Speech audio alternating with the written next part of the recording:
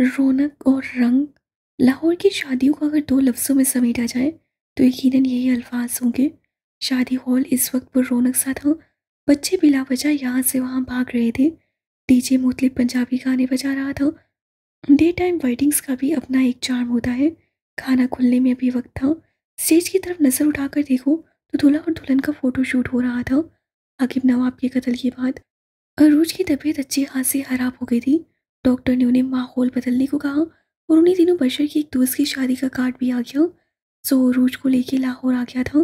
वो शहर जिससे बशर के दिल को उजाड़ दिया था, जहाँ उससे कई खूबसूरत ख्वाब देखे पर हकीकत कुछ भी ना हो सका।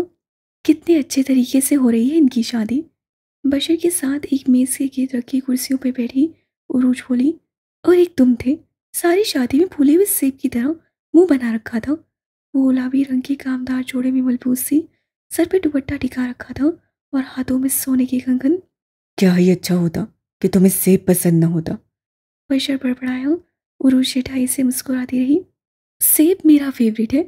वो बशर के चेहरे पर नसें जमा कर चिताते हुए बोली और फिर नसों का साविया घुमा लिया। तुमने तो एक भी तस्वीर मेरे साथ नहीं उतारी बशर। मैं हमारे बच्चों को क्या दिखाऊंगी। मुझे यकीन है हमारे बच्चे इतने छिछोरे नहीं होंगे कि उनको हमारी शादी की तस्वीर की फिक्र है। उससे नेटफ्लिक्स खोल लिया। देखिए तो जरा कौन सी नई फिल्म आई है। बशर उस तरफ देखो तो सही ना। वो देखो कितने अच्छे पोज हैं। उसके हाथ से मोबाइल लेकर धुंधली से बोली। बशर ने गहरी बेजार सांस ली और स्टेज की तरफ देखा। वो मंजर देखकर उसकी निगाहें साकित हो गई। अगले चंद लम्हे वो पलक तक न झपक सका। कई लम्हे बशर हाकिम ने अपने दिल को साकिन पाया। लाला रुख, सुरमाई कामदार जोड़े में मलबूस, बालों को खोले, कानों में बड़े बड़े आवेज़े पहने, दूल्हा को फूल दे रही थी। वो आज भी वैसी थी। उसे देखकर आज भी जिंदगी का गुमान सा होता था। उसे देखकर आज भी दिल पहले की तरह रुका था। बशर यकटक उसे देखे क्या, पलक झपकना, सांस लेना, ये सब सानवी था। जो मंजर उसकी आंखों के आगे था, उसके आगे सब कुछ सानवी था। अच्छा, अब बस इधर देखो, इतने भी अच्छे पोज नहीं है। उरूज ने उसके एहसास से बेपरवाह उसका रुख अपनी तरफ मुड़ा। बशर का बेख्तियार जी चाहा कि वो एक बार फिर पलट कर देखे, मगर दिल पे बन बिठाना उसे खूब आता था। हाँ, मगर उसकी रंगत सफ़ेद पड़ चुकी थी। हम जब अपने बेबी का अकीका करेंगे तब इससे अच्छा फंक्शन करेंगे, फिक्र मत करो। वो बशर के फक होते चेहरे को देखकर सादगी से बोली। वो फीका सा मुस्कुरा दिया। दिल के जख्म इतनी बुरी तरह उधड़ेंगे उसे अंदाजा नहीं था। खाना खुल गया तो उरूज बशर के दोस्त की बीवी के साथ उठकर खाना लेने चल दी। बशर नहीं जा सका। जाने क्यों उसे लगा था वो हिल नहीं सकता। उसका दोस्त उसे देखकर तासुब से सर हिलाने लगा। तुम्हें पता है लाली की तलाक हो गई है। शोर शक करता था, मारता भी था। एक बार तो पूरा बाजू तेजाब से जला दिया। बशर खामोशी से सुनता रहा। पिछले दिनों मुझसे तुम्हारा नंबर मांगा उसने। मैंने बताया कि तुम भी शादी में आ रहे हो। तुमने उसे छोड़कर जुल्म किया बशर। वो अब भी खामोश रहा। लाला रूह पे गिव अप करना क्या था। ये कोई बशर हाकिम के दिल से पूछता। उससे जिंदगी में पहली और आखिरी ख्वाहिश लाला रूह की थी। उसके बाद तो जो मिला दिल पे ना लगा। अब्बा ने उसकी शादी की मुखालफत की थी, इतनी कि बशर को पीछे हटना पड़ा। वो लाला रूह को अब्बा के आदाब से बचा लेना चाहता था। बचा लिया, मगर दिल मर गया। जरा से फांसे पर रखी मेज की तरफ आओ तो लाला रूह शासियत से बशर को देख रही थी। उसके खूबसूरत चेहरे पर अफसरदी के रंग थे। कई लम्हे वो खामोशी से बशर को देखती रही। नजरों का इर्तकास महसूस करते बशर का जी चाहा था कि एक बार फिर उसे देखे, मगर मजाल है जो उससे नजर उठाई हो। चंद पल बाद लाला रूह ने छोटे छोटे कदम उठाए। बशर अब मेज पे अकेला था। वो बात करेगी, वो पहल करेगी। पहले से राह रस्म ना सही, शायद दोस्त से ही रह जाए। बशर ने उसे आते देखा और फिर बेख्तियार अपनी जगह से उठा। जरा से फांसे पर आती रूज के पास गया। लाला रूह के कदम थम गए। आंखें शौकी अंदाज से फैली। वो अब अपनी बीवी के हाथ से प्लेट लेकर वेटर को थमा रहा था और उसे चंद हिदायत दे रहा था। वो ऑयल और चिकनाई से भरा खाना उसे खाने नहीं दे सकता था। उसका हाथ पकड़े हुए वो उसे कुर्सी पर बैठा रहा था। लाला रूह को अंदाज़ा हुआ कि बशर उसकी पहुंच से दूर था। बशर को अंदाज़ा हुआ कि उरूज उसका सुकून थी, उसकी दावेदार बीवी, उसके होने वाले बच्चे की माँ। शादी से मोहब्बत से थोड़ी ही चलती थी, शादी तो एहसास तहफ़्फ़ुज़ सुकून से चलती है। वो उससे कुछ कह रहा था। उरूज हवा हवा चेहरे के साथ सुनती रही, फिर हंस पड़ी। बशर के अंदर तकवीयत उतरी। एक शादी को मुकम्मल होने के लिए मोहब्बत की ज़रूरत नहीं होती, ये बशर को आज मालूम हुआ था। उससे मुड़कर लाला रूख को नहीं देखा, वो भी पलट गई। बशर के दिल में कई सालों से जो भी एक फांस निकल गई थी। हाँ, लाला रूख आज भी उसकी मोहब्बत थी। उसे देखकर आज भी जी चाहता था कि देखा जाए, मगर उसे हैरत न हुई कि वो रोज के साथ वफादार था, उसका ख्याल रखता था और उसके साथ पुरसुकून रहता था, क्योंकि वो उसे सुकून देती थी। लाला रूख का कफस टूट चुका था और बशर अब आज़ाद था। भला आज वापिस आ सकता है, ये उसके वहम गुमान में भी नहीं था। उस सड़क से भागते हुए वंदा धुंध कैसम की जानी भागी थी। ग्राउंड फ्लोर की बेंच पे गर्दन झुका कर बैठी। सीनिया हाकिम के बदन से ठंडे पसीने फूट रहे थे। जो उससे देखा था वो क्या था, जो उससे सुना था क्या वो कोई सैराब था, कोई इल्यूजन सा। उससे बदिक्कत उठने की कोशिश की, मगर उसे लगा कि वो नहीं उठ सकती। दिल अब तक बेतहाशा धड़क रहा था। दिसंबर की सर्दी में भी उसे बेतहाशा गर्मी महसूस हुई। दफातन उसे व्हीलचेयर की पहियों की आवाज़ करीब महसूस हुई। सीनिया ने गर्दन उठाकर देखा, मकसूद उसके सामने थे। वो सफाई देने की जरूरत नहीं, मुझे फर्क नहीं पड़ता। सीनिया के कुछ कहने से पहले वो बोल पड़े। मुझे फर्क इससे पड़ता है कि अगली बार अगर कोई मकसूद गंभीर वहां ना हुआ तब तुम क्या करोगी? सीनिया खामोशी से लब काटने लगी। उसे वाकई नहीं मालूम था वो क्या करेगी। उससे तलाक दी या तुमने ली थी? व्हीलचेयर का बटन दबाकर वो करीब आए। एक कशिश थी जो उन्हें रोककर उस लड़की से बात करवा रही थी।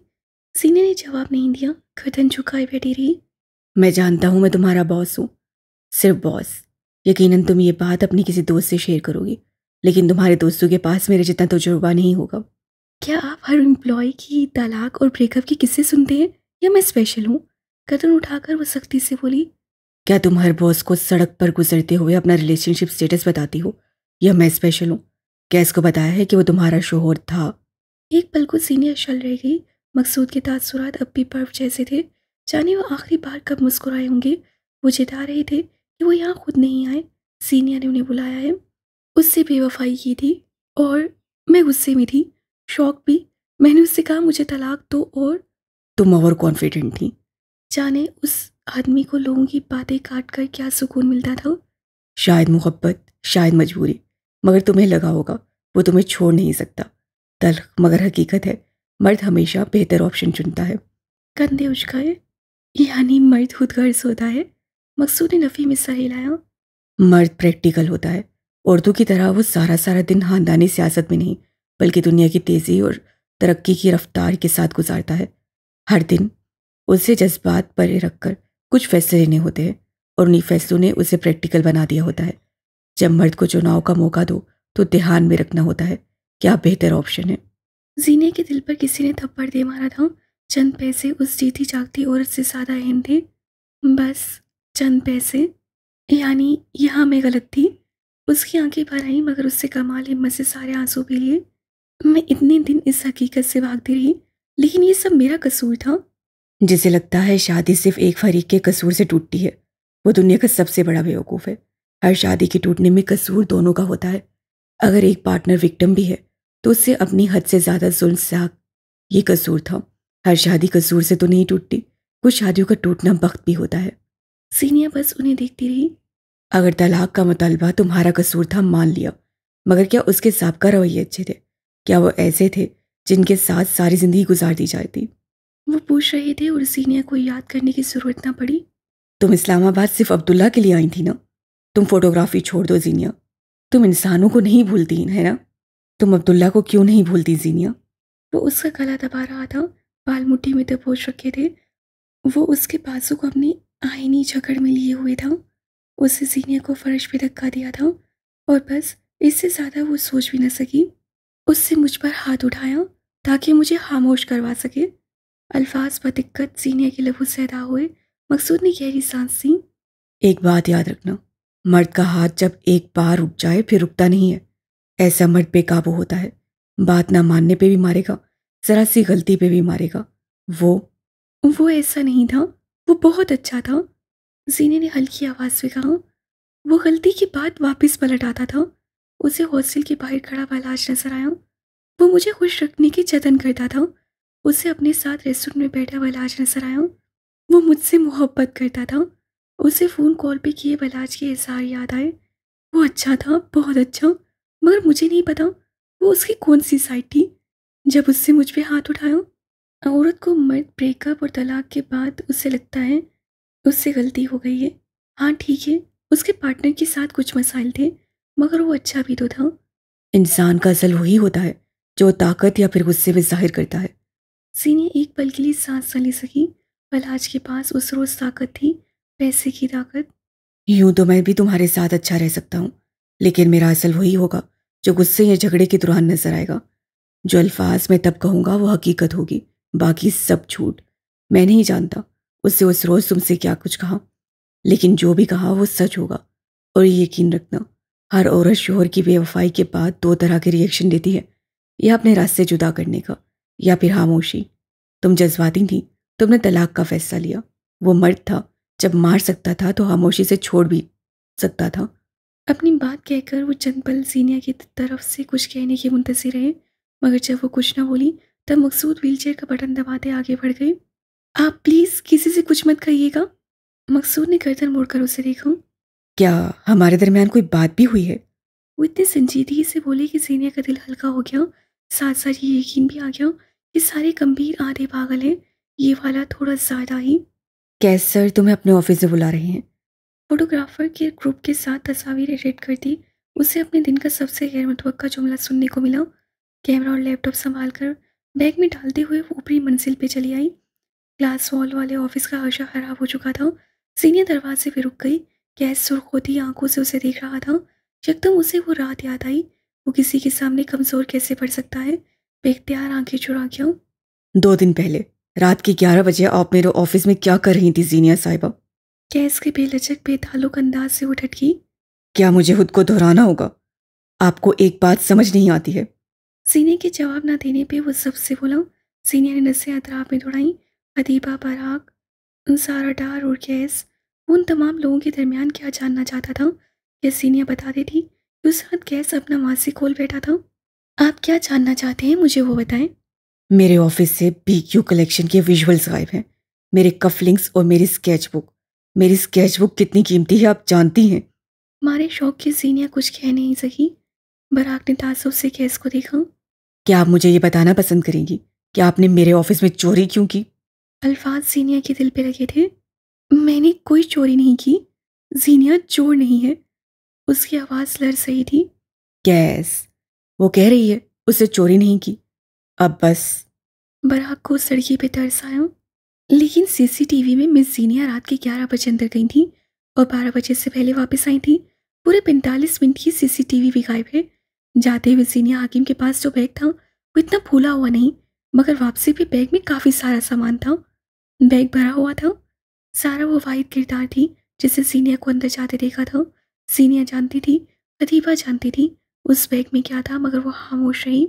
क्या तुम्हारे पास अपनी सफाई में कहने को कुछ है? ये हूबहू वही अल्फाज से जो कि ऐसे एक मर्तबा पार्क में खड़े होकर गए थे। जीनिया को वही ठंडी पिस्तौल की नाल अपनी गर्दन पर महसूस हुई। तब खौफ आया था, आज दुख हुआ था। मिस जीनिया, आप बताएं आप क्यों आई थी? बराक ने उसकी हौसला अफजाई की। जीनिया ने गहरी सांस ली।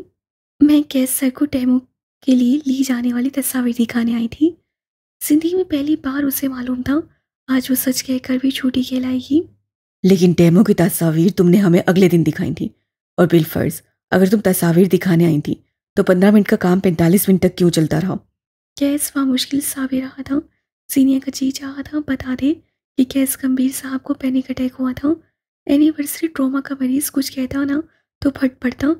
उस वक्त 45 मिनट तक वो बगैर जज किए खामोशी से उसके साथ बैठी थी, क्योंकि इंसानियत का फ़र्ज था। और इस वक्त 4 लोगों के दरमियान वो इस तरह उसकी बीमारी का जिक्र नहीं कर सकती थी, ना ही उसे करना चाहिए था। आई एम सॉरी, मगर मैं इतनी देर यहाँ क्यों थी ये नहीं बता सकती। तुम्हें यहाँ से निकाला जा सकता है मिस जीनिया। कैसे वार्न किया। सीनियर ने समझने वाले अंदाज में सर हिलाया। मैं निकलना पसंद करूंगी, गैर इंसानी रवैया नहीं।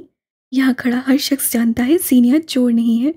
तमाम सबूत और गवाह आपके खिलाफ हैं, लेकिन मैं फिर भी आपको एक मौका देता हूँ, एक मौका सच कहने का। अगर आप मुझे कोई वैलिड रीज़न बताएं तो मैं अपने तमाम इल्ज़ाम वापस लेने को तैयार हूँ। ये जिंदगी वापस मिलने वाला चांस था, मगर इंसान भूखे पेट मरे, मगर बेवकार होकर नहीं। मैं कुछ नहीं कहना चाहती, सवाए इसके कि जीनिया चोर नहीं है, उससे अपने अल्फाज पे जोर दिया। आप में से किसी ने भी मुझे यहाँ से कुछ उठाकर जाते हुए नहीं देखा। आप सब मुझ पर इल्ज़ाम लगा रहे हैं। आप सब समझ रहे हैं कि मैं चोर हूँ, मगर मैं जानती हूँ आई एम ट्रैप्ड। उससे हाथ उठाकर जैसे किसी नादीदा हंसी को शाबाश दी। आपको टर्मिनेट किया जाता है मिस जीनिया। कैसे ऐलान किया? हदीवा रुख पे गई। सीने की आंखें भरने लगी थी। वो सब किए खड़ी रही। आपकी सीवी में एक दाग होगा। अगर आप आज रात तक सच सामने ले आई तो ठीक, वरना हम जिम्मेदार नहीं। अब आप जा सकती हैं। मुँह बाहर निकल आई। घुटनों पे हाथ रखे वो लंबे लंबे सांस लेने लगी। वो 4 लोगों के दरमियान यूं कैसे कर सकता था? कई लम्हे वो यूं ही साकिन और शल सी खड़ी रही। कई लंबी गहरी सांसें लीं। वो मरकर भी ना बताती उस रात क्या हुआ था, चाहे वो उस पर चोरी का इल्ज़ाम लगाए। 1 मिनट, चोरी। यकदम उसके ज़हन में कुछ क्लिक हुआ। कैस चाहे जितना बुरा सही, वो कैसिम का मालिक था। वो लोगों को बगैर एक्सपीरियंस के नौकरी देता था। वो लोगों के कंफर्ट के लिए फॉर्मेलिटीज सही रखता था। क्या वो उसे इस तरह छोटे इल्ज़ाम में फंसा सकता था? वो गार्डेड पर्सनैलिटी का मालिक था। ऐसे लोग अपने इर्द गिर्द एक विवाद से दीवार कायम रखते हैं। अपने कंफर्ट में किसी को खुद से नहीं देते, मगर वो तारे हारदार नहीं होती। नहीं, नहीं, नहीं, हरगिज़ सही। ये कोई इल्ज़ाम नहीं था। चोरी हुई थी और जीनिया ट्रैप की जा चुकी थी। वापस ऑफिस में आओ तो अदीबा कड़ी नज़रों से कैस को देख रही थी। बाकी सब एक एक करके जा चुके थे। आपने उसे क्यों निकाला बॉस? जीनिया चोर नहीं है। सारे सबूत उसके खिलाफ है। आंखों देखी को जुटलाना बेवकूफ़ी है। आपको वाकई लगता है आपने उसे चोरी के इल्ज़ाम में निकाला है? तमस्साना अंदाज कैसे लब खींच लिए।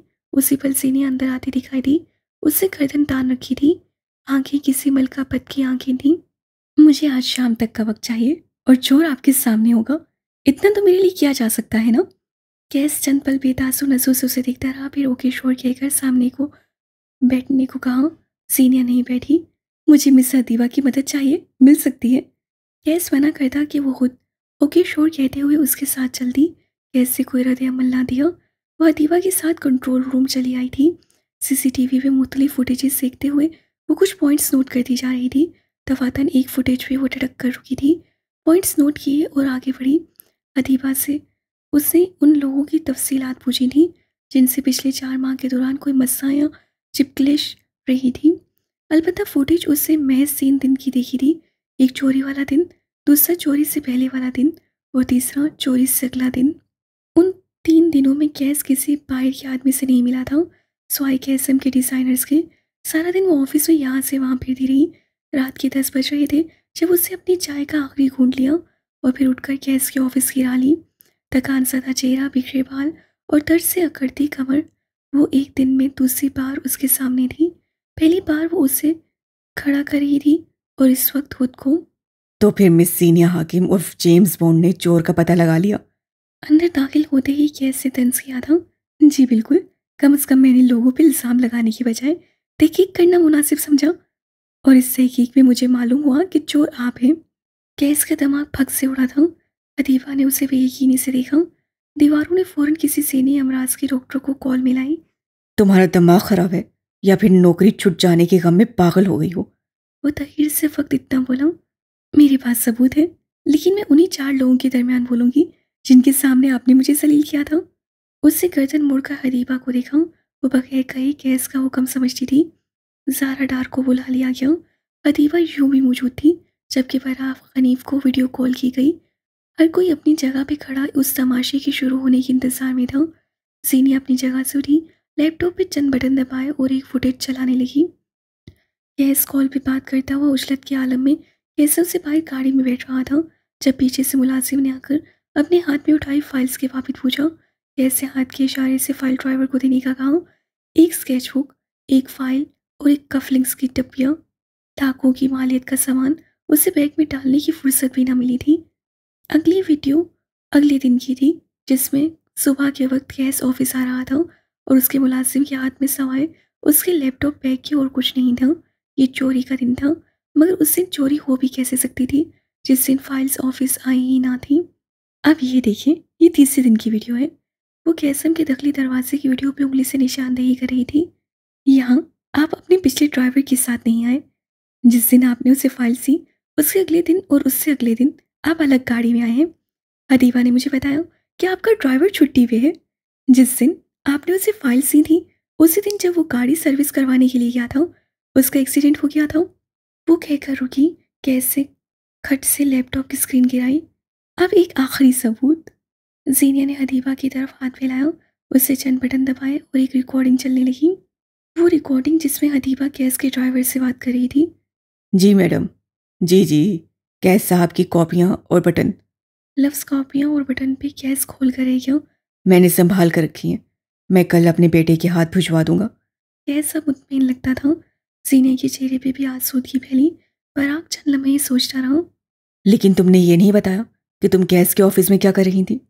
फ़ोन के पार से उसकी आवाज़ गूंजी। कैसे बेख्तियार टाई की नोट ढीली की। उसे दम घुट्टा महसूस हो रहा था। जहाँ बाकी सारे सच खुले थे, वहाँ जीनिया उसकी ज़हनी बीमारी के बारे में भी बताएगी, ज़रूर बताएगी। वो उसे निकाल रहा था, फिर वो क्यों उसका पर्दा रखेगी। उसका दिल ज़ोर ज़ोर से धड़क रहा था। मुझे मशीनें पसंद हैं, और उस दिन कैस सर के ऑफिस का कॉफ़ी मेकर ख़राब था और मैं खुद को रोक नहीं पाई और उसे खोल दिया। बस वही वक्त लग गया, और मेरे बैग में वापसी के वक्त मेरा कैमरा था। मतानत से कहते वो अपनी जगह से उठी, बैग उठाया, मेज पे रखा टर्मिनेशन लेटर उठाया। उम्मीद है अब हम क्लियर हैं। और वहाँ मौजूद तमाम नफूस से उसे दरवाज़ा खोलते, फिर आधारियों में कदम उठाते देखा। कैस उसे देख ना सका। उसे लगा था वो सीनिया से नजर नहीं मिला सकेगा। कैसम और सीनिया का पाप खत्म हुआ। क्या वाकई? कैसम की ऊंची इमारत की छत पे हो तो तेज हवाओं के धपेड़े जिस्म को सुन किए देते थे। यहाँ कई तारे, डब्बे, पाइप बिखरे हुए थे। चार दीवारी छोटे कद की थी। सारे काट कबाड़ के दरमियान एक सोफा रखा था, शीशे की मेज सी, और उन पे रखे गैस गंभीर के सिगार थे जो कि अनछुए रखे थे। वो सोफे के गद्दे पे सर रखे हुए था, टांगे फैला रखी थी। सख्त सर्दी के मौसम में वो सिर्फ एक सफ़ेद ड्रेस शर्ट और पैंट में मलबूस था। आंखें किसी गहराई नुक्ते पे जमी थी। यहाँ से इस्लामाबाद की पहाड़ियों पे लगी रोशनियाँ शहर की चमक नजर आती थी। वो अफसुर्दगी से आसमान को तक रहा था, यकटक, बगैर थके। स्या रात में वो सफ़ेदी का मुनबा था। क्या आपको वाकई लगता है वो चोर थी? अकब से आवाज़ आई, कोई उसकी तरफ आ रहा था। कैसे गहरी सांस सी। तुम आ गई। तुम हर बार आ जाती हो। आहिस्ता से कहा, थकान से। ये कौन कमबख्त तुम्हें सारी खबरें देता है। वो सीधा हो बैठा, यूं की कमर सोफे से टिका दी, बाजू सीने पे बांध लिए। मुझे खबरें रखने की ज़रूरत नहीं है, मुझे आपका चेहरा पढ़ना आता है बॉस। उससे हाथ में ली हुई गर्म शॉल उसके घुटनों पर डाल दी।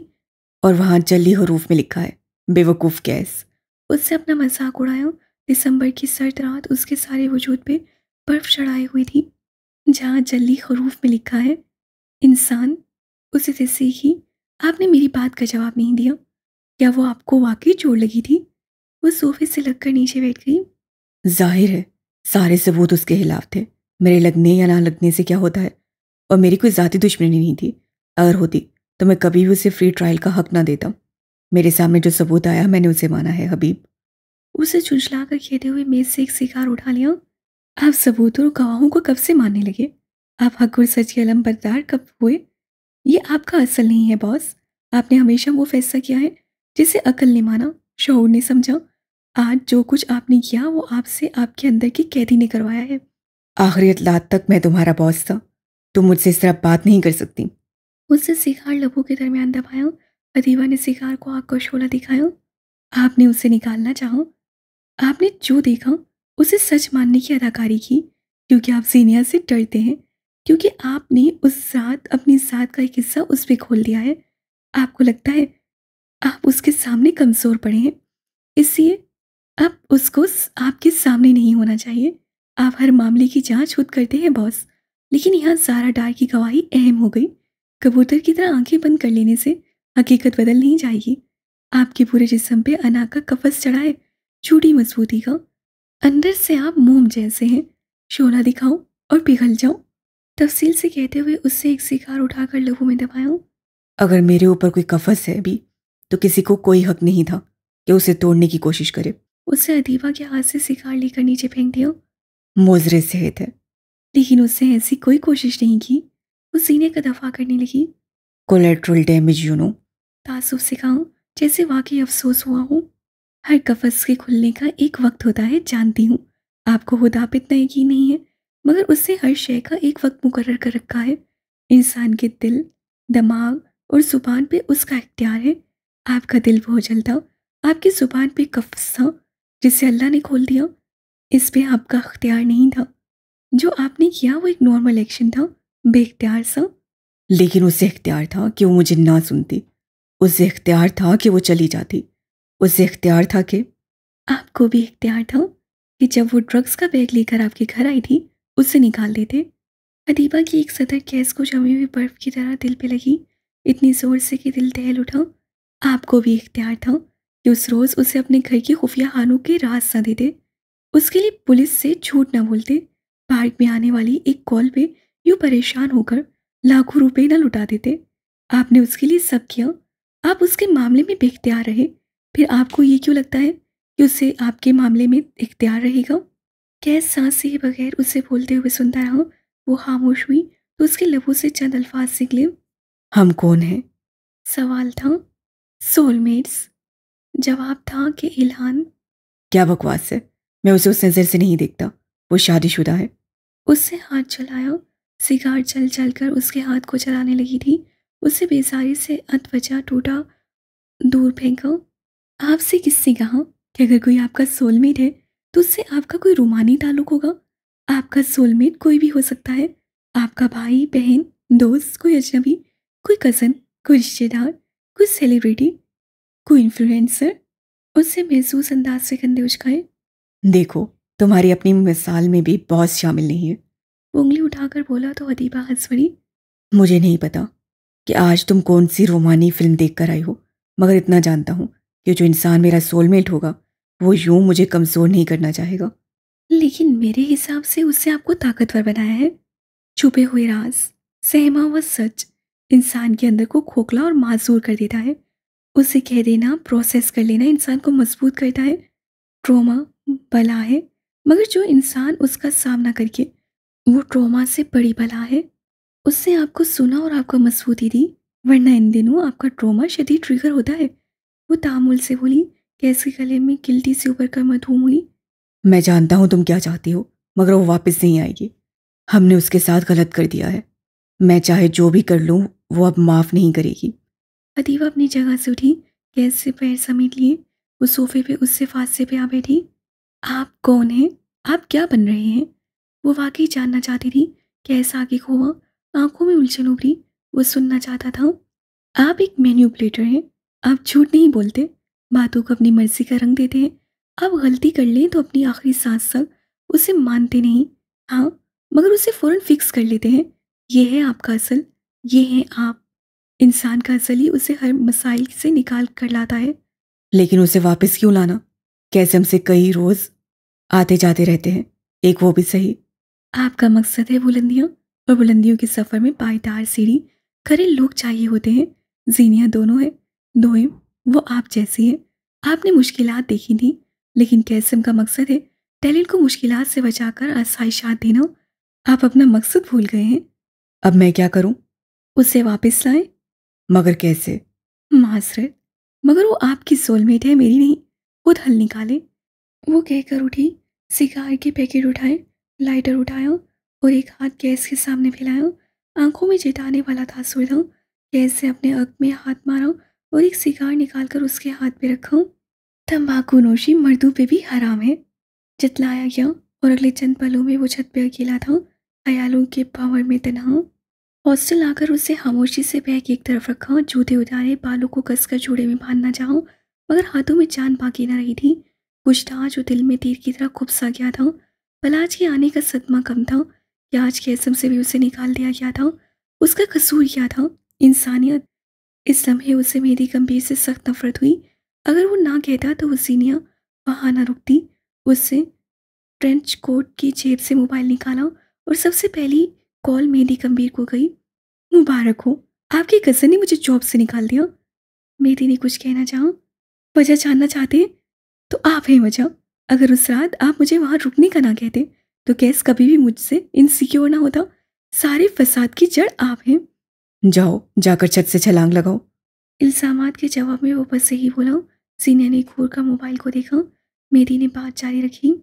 सही कह रहा हूँ, जाओ जाकर छत से कूद जाओ, या फिर यूं करो, चूहे मार पी लो, क्योंकि मैं कह रहा हूँ और तुम तो मेरी बातों पे दावेदारी की तमाम हदें पार कर देती हो, है ना?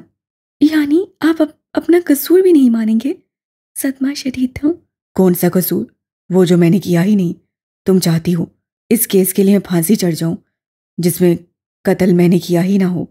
उस रात वहां रुकने के लिए आपने कहा था, वरना मुझे कोई शौक नहीं था उस साइको के पास रहने का। सीनिया उठ खड़ी हुई और कमरे में यहाँ से वहां चक्कर लगाने लगी। तुम्हें वाकई लगता है तुम मेरे कहने पे रुकी थी? उसका लहजा सर्द हुआ। तुम वहां अपने तजस्सुस के लिए रुकी थी। तुम जानना चाहती थी आखिर क्या चीज, कौन सा ऐसा गम है जिससे कैस जैसे इंसान को इतना खोखला कर दिया है। और इस वक्त भी तुमने मुझे इसलिए कॉल नहीं की क्योंकि तुम्हें लगता है मेरा कसूर है। तुमने मुझे इसलिए कॉल की है क्योंकि तुम हमेशा लोगों को इल्ज़ाम देती हो। सीनिया का जी चाहा था उसका मुंह नोच ले, मगर टेक्नोलॉजी ने अभी इतनी तरक्की नहीं की थी ऑनलाइन मुंह नोचे जा सके। और मेरा कसूर यह है कि सबकी सुन लेता हूँ, लेकिन मैं भी क्यों सुनूं? हर बार मैं ही क्यों? अगली दफ़ा मुझसे इस टोन में बात मत करना जीनिया, मुझे भी बुरा लगता है। ना वो चीखा था ना कोई सख्त अल्फाज इस्तेमाल किए। सीनिया लब भींच लिए। जानती हो तुम इस वक्त मुझ पर क्यों चीख रही हो? क्योंकि तुम मुझे खुद से दूर कर रही हो। तुम मुझे अपनी तलाक के बारे में बता चुकी हो। जीनिया बेख्तियार आसपास सेकने लगी। लाशौरी तौर पे उसे ये लफ्ज़ खौफजदा करता था। जब मैंने कहा था तुम और कैस एक साथ नहीं चल सकते तो सच कहा था। एक म्यान में दो तलवारें नहीं रहती। तुम दोनों साथ रहे तो दुनिया में एक डिजास्टर आएगा। जो कुछ उसने किया, क्या तुम उससे कुछ मुख्तलिफ कर रही हो? आप मुझसे इस तरह बात नहीं कर सकते। हाँ हाँ, अब तुम कहोगी तुम मुझे छोड़ रही हो क्योंकि मैंने बदतमीजी की। फिर तुम खुद को जस्टिफिकेशन देती रहोगी कि कसूर तो सारा मेहदी का था। हालांकि ये तुम्हारा डिफेंस मैकेनिज्म है, जो तुम्हारी बनाई एक हद को क्रॉस करने, फिर चाहे वो कोई भी हो उसे छोड़ दो। ताल्लुकात ऐसे नहीं चलते जीनिया, खुद को बदलना पड़ता है। आखिर में वो नरमी से कहने लगा, मैं आपको ब्लॉक कर रही हूँ। अगर दोबारा कॉल की तो मुझसे बुरा कोई नहीं होगा। उससे गुस्से से कॉल काटी। तनफ्फुस तेज हो गया। अभी ब्लॉक का बटन दबाते कि मेरी की धड़ाधड़ पैगाम मौसूल होने लगे। हर रोज़ ब्लॉक कर देती हो, मेरे पास बदलने को इतनी सिम्स नहीं रही। अब अगर तुमने ब्लॉक किया ना तो मैं नाराज़ हो जाऊंगा, और अगर मैं नाराज़ हो जाऊं तो मुझे मनाना बहुत मुश्किल होता है। उसके जज्बाती पैगामात से सीनिया की जूती को भी फर्क नहीं पड़ता था। उसने ब्लॉक का बटन दबाया, ऐसे जैसे स्क्रीन को अंगूठे से चीर देना चाहती हूँ। गहरी सांस लेती वो पलंग पे आ बैठी। भला आज वापस क्यों आ गया था? कैसे उसे क्यों निकाला? सब उसकी बेवकूफ़ी की वजह से हुआ था। वो यहाँ दोस्तियाँ और ताल्लुक बनाने नहीं आई थी। फिर क्यों वो उस कमबख्त मेहदी की बातों में आ गई? उसका जी चाहा था ज़ोर ज़ोर से रोने लगे, मगर अब रोना नहीं आता था। उसे इतना शदीद गुस्सा आया था जिसकी कोई हद नहीं। उसने मेहदी का ऑफिशियल इंस्टाग्राम खोला और उसे ब्लॉक कर दिया। फिर पर्सनल अकाउंट से ब्लॉक किया, फिर व्हाट्सएप से। गुस्सा था कि किसी तो और कम ना होता था। अगले चंद पलों में पैगाम की टोन बजी। यहाँ से ब्लॉक करना भूल गई हो क्या? मेरी ही एक सतरी ईमेल ने उसका पारा हाई कर दिया। बिलाखिर वो ईमेल से भी ब्लॉक हो गया। कई पल यूं ही बैठे रहने के बाद बेख्तियार उसकी निगाह बेलकोनी पे पड़ी। सीनिया थक से रह गई। शेसल बेलकोनी के ठंडे फर्श पे चित लेती थी। आंखें दूर आसमान में तारे खोज रही थी। वो कमरे के एक कोने में 3 बैग रखे थे। सीनिया को बेख्तियार सांस लेने में दुश्वारी सी हुई। यानी शेसल भी चली जाएगी। सीनिया ने हर ताल्लुक खो दिया था। अब क्या एक और? मेरी ही बातें सहन में खूंजने लगी, मगर उससे आज तक किसी इंसान की तरफ पहल नहीं की थी। वो उठी। शेज़ल के दराज से उसका मिनी स्ट्रेटनर निकाला। चंद दिन पहले ये स्ट्रेटनर खराब हुआ था और सीनिया के पास उसे ठीक करने की फुर्सत नहीं थी। आज वो अपने सामान ले आई, सब कुछ बेड पे फैला दिया और अगले 5 मिनट में वो स्ट्रेटनर का हीटिंग लेवल दुरुस्त कर चुकी थी। हाथ में स्ट्रेटनर लिए वो बैल्कनी में चली आई जहाँ शेज़ल लेटी थी। सीनिया वहाँ गर्दन सीधी किए कमर अकड़ा कर बैठ गई। भला आज वापस आ गया है और मुझे केसम से निकाल दिया गया है। उससे हमवार लहजे में कहा, मुझे क्यों बता रही हो ताकि मेरे गुनाहों में एक और का इजाफा कर सको? जीनिया उससे ये ना कह सकी कि उसे छोड़े जाने का दुख समझ आ गया था। उसे समझ आ गया था कि अपना ही डिफेंस मैकेनिज्म अगर कोई दूसरा इस्तेमाल करने लगे तो दिल में कैसे सुइयां चुभ जाती हैं। मैंने कभी दोस्त नहीं बनाए। जीनिया ने कंधे उचका दिए। मेरा डिफेंस मैकेनिज्म यही है, कोई आपके कंफर्ट में दाखिल होने लगे तो खुद को हारदार तार बना लो। सही है या गलत मुझे नहीं पता। गलत है, शेज़ल ने कह डाला। मुझे दोस्ती के फ़राइज़ नहीं पता, लोगों को किस तरह खुश रखना है मुझे नहीं पता, कैसे किसी को मनाना है मुझे ये भी नहीं पता, लोगों को किस तरह उससे बांध कर रखना है मुझे नहीं पता। मुझे दोस्ती, प्यार, मोहब्बत सब क्रिंज लगता है। मैं लोगों के साथ निभा कर रखने में बहुत बुरी हूँ, हद से ज़्यादा बुरी। सीनियर ने अस्वाद में सह लाया, जैसे गुनाह कबूल किया हो। मुझसे फॉर्मेलिटीज़ भी नहीं होती, मुझसे लंबे लंबे पैराग्राफ भी नहीं कहे जाते। मैं कम से कम मेरे साथ रहते हुए तुम्हें इन सब चीज़ों की ज़रूरत भी नहीं है ज़ैनब। वो अपनी जगह से उठ बैठी। मैं अपनी दोस्तियाँ कभी 6 माह से ज़्यादा चलाई ही नहीं, क्योंकि मैं भी फॉर्मेलिटी नहीं रखती। हम दोनों एक दूसरे को छोड़ने में आज़ाद हैं। तुम्हें जब कभी लगे तुम मेरे साथ नहीं चल सकती, मुझे छोड़ दो, मैं भी यही करूँगी। लेकिन इस वक्त तुम मेरे साथ रहना चाहती हो। मैं डेस्परेट नहीं हूँ, लेकिन मैं नहीं चाहती कि तुम खुद को तकलीफ दो। उसने सीनियर को नर्म नज़रों से देखा। सुनहरी आंखों वाली लड़की ने स्ट्रेटनर उसकी जाने बढ़ाया। मैं एक्सप्रेसिव नहीं हूँ, लेकिन अगर मैं किसी पे अपना वक्त और एनर्जी ज़ाया करूँ तो आई मीन इट। एक थके हारे दिन के बाद भी लाहिर उसके दिल से बोझ हटा था। वो दोनों अब एक साथ लेट गई, ठंडे मार्बल पे चित लेटते हुए। छत को घूरते हुए सीनिया उसे मुख्तसर अल्फाज में कुछ बता रही थी। शेज़ल मुनहमिक से सुन रही थी। क्या मेहदी के अल्फाज लोगों पे इतना असर करते थे?